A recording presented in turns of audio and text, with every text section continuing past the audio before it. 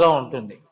సీతమ్మ రాముడు అనబడేటటువంటి హారంలోని అటు ఇటు ఉన్న పేటల్ని కలిపేటటువంటి ఆ నాయకం పూస, ఆ మణి హనుమ.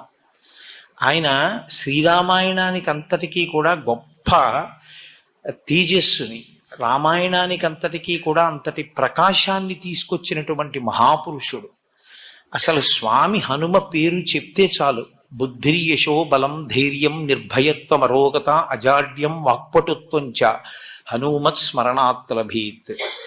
హనుమని స్మరించినంత మాత్రం చేత, హనుమకి నమస్కరించి హనుమని సేవించినంత మాత్రం చేత హనుమ యొక్క గొప్పతనం ఎక్కడుందంటే అజాడ్యం. ఆయనని సేవించినటువంటి వారికి జాడ్యము పోతుంది. జాడ్యము అంటే జడత్వము.